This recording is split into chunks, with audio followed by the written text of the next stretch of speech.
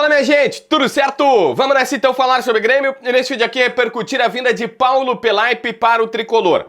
Rui Costa, se você não sabe, definiu que vai permanecer no São Paulo. Acertou isso na última sexta-feira.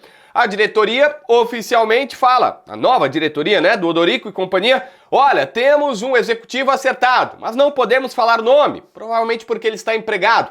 E a gente da imprensa já descobriu, é Paulo Pelaip, que antes, durante a campanha, já tinha sido contatado, mas o ficha 1 era o Rui Costa. Aí os dirigentes agora voltaram, não tem o Rui Costa, vamos no Pelaip. Tudo indica, praticamente certo, que ele vai ser anunciado depois do Brasileirão. Acho que antes é bem difícil porque ele tá, né, à disposição do Cruzeiro e tudo mais. Mas, será? Eu só coloco aquele asterisco, que sabe como é que é futebol, né? Daqui a pouco o Rui também estava acertado, apalavrado e acabou não vindo. Mas enfim, no off, o Pelaip será o executivo gremista. E aqui eu quero falar um pouquinho sobre a carreira dele, mas principalmente a mudança que aconteceu nos dois times em que teve protagonismo, no Cruzeiro e no Flamengo, para a gente entender um pouquinho o quanto que vai impactar a vida do Pelaip, a vinda do Pelaip como executivo gremista. Já te dou mais detalhes antes, aqui ó, tela do meu computador tá aberta, porque o site da KTO vem aqui ó, do ladinho aqui ó, tem amistosos internacionais, tá? Amistosos internacionais vem Brasil e Tunísia nesta terça-feira às 4h30 da tarde. Cara, Brasil e Tunísia não tem como ter graça. Né, vamos combinar, é sacanagem o Brasil fazer um jogo contra a Tunísia. Mas tudo bem, Senegal e Tunísia tem que enfrentar as seleções africanas para ter uma maneira de jogar diferente. Sempre se fala, olha, a gente joga aqui na América do Sul, tem que pegar um europeu, um grande europeu, um da periferia europeia, um do leste europeu, do mundo árabe, agora eles sempre tentam fazer essa variação. Mas vamos lá, falando sobre futebol, sobre aposta aqui, o Brasil tá pagando 1,21, Tunísia 11,5, mas eu não creio que a Tunísia vai ganhar. Tem Odão, e o Odão é bom, tá? Tem Brasil vence sem sofrer gols e o Vitor Hugo Roque Ferreira marca um gol. Não, mas eu vou fazer aqui, ó. Brasil e Tunísia, Bruno Guimarães dá um chute e Carlos Casemiro, nem sabia que era Carlos Casemiro, tá? O Casemiro, volante, faz um chute a gol, tem que ir no gol, não pode ir na bandeira de escanteio, tá pagando 10. Cara, se eu colocar 5, isso é Odão, tá? Se eu colocar 5, deixa eu ver como é que fica. Odd turbinada, não, fica aqui, ó. Bota 5 pra sair com 50. Tá aqui, ó. Tá feita a minha apostinha na KTO. Se tu quiser pra brincar, pra te divertir, na descrição, no primeiro comentário, tem que ser maior de 18 anos, beleza?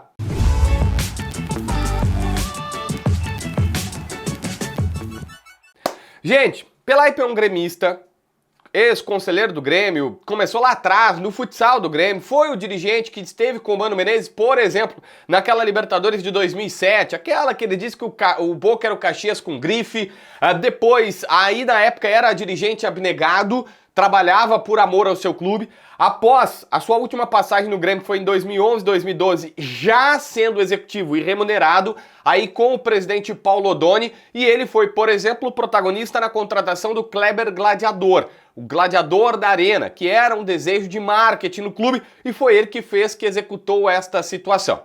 Depois, ele tem duas grandes passagens pelo Flamengo. Em 2013, com um time horroroso, o Flamengo já iniciando ali uma recuperação, era bandeira de melo da oportunidade, ele em 2013 é campeão da Copa do Brasil, um time que tinha Hernani Brocador e companhia.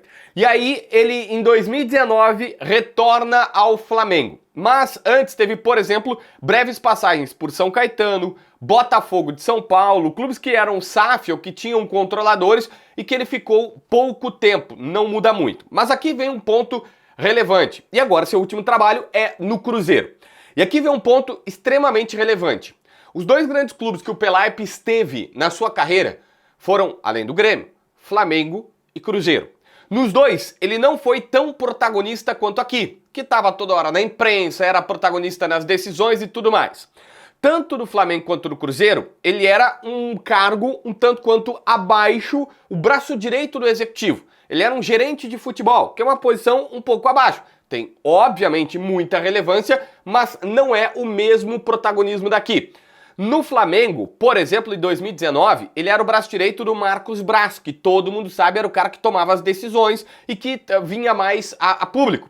Mas teve que sair, inclusive, por isso, por estar muito ligado a ele e até ao grupo de jogadores, Há relatos de bastidores que ele teve um enfrentamento com o presidente na época, Rodolfo Landim, depois da conquista da Libertadores de 2019, em que ele cobrou fortemente o pagamento do bicho dos jogadores. Na época falava-se em 13 milhões que tinha que pagar ainda antes do Mundial, que os jogadores estavam querendo, e ele acabou tendo uma rota de colisão com o presidente. Teve uma guerra política, porque o presidente e o vice, eles estavam vendo que o Marcos Braz estava tendo muita repercussão na mídia, e isso poderia prejudicar o Landim. Enfim, o fato é que ele acabou sendo demitido por questões de tretas e principalmente confusões políticas no Flamengo, segundo consta da imprensa local na época. O Jorge Jesus não curtiu a sua demissão e o Pelaip chegou a estar em Portugal com o Jorge Jesus dias antes da queda dele e não gostou. E esse é um bom referencial, porque o Jorge Jesus é tido como um gênio do futebol, porque passou pelo Brasil por tudo que fez no Flamengo. No Cruzeiro, me informaram que desde sempre ele foi braço direito das pessoas que realmente comandavam, um executor, um diretor executivo, na acepção da palavra. Primeiro do Alexandre Matos, tanto que o Alexandre Matos ganhava 450 mil e ele ganhava um salário mas infinitamente menor do que isso, porque ele era um executor das coisas, ele fazia o lado burocrático das coisas. Depois, quando o Matos saiu, o filho do Pedrinho, Pedro Lourenço, o filho do Pedro Lourenço, teve muito mais protagonismo. E quando contrataram o Leonardo Jardim, ele é meio que um manager. Ele faz tudo. Ele diz, olha, eu quero esse jogador, eu quero essa situação, eu quero assim. E o Pelaip sempre foi muito mais um executor, um cara que trabalhava mais no bastidor. Não dava tanta entrevista, não aparecia muito e também não tomava todas as decisões. Ele participava, obviamente, mas com um protagonismo bem menor. O que eu quero te dizer aqui é, o Grêmio vai ter um vice de futebol atuante, que é o Antônio Dutra Júnior, é verdade.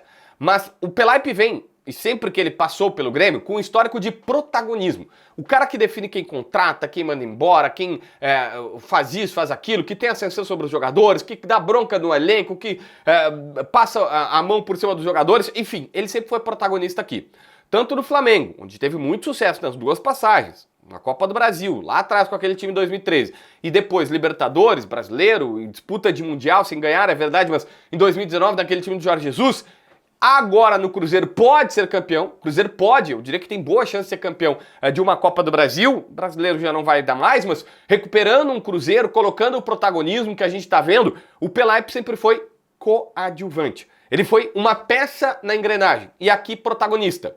E essa é a grande missão do Pelaip, voltar a ser protagonista no Grêmio. Embora eu insisto, tem o Dutra Júnior, que é um cara atuante, que já foi diretor de futebol e que vai ser o vice de futebol, aqui ele vem com plenos poderes. Com um cara que vai falar com a imprensa, com um cara que vai falar com os jogadores, que vai decidir, não, nós vamos contratar este, nós vamos dispensar aquele. Nós temos essa grana e tal. O Pelaip aqui sempre foi muito mais protagonista. E esta é uma situação diferente. Ele teve sucesso por onde passou, mas num cargo diferente. Aqui, a tendência é que ele tenha muito mais holofotes e caneta para atuar em relação ao que fez anteriormente, tá bom? Se inscreve no canal, assina a notificação, deixa teu like, comenta aqui embaixo para ver mais vídeos.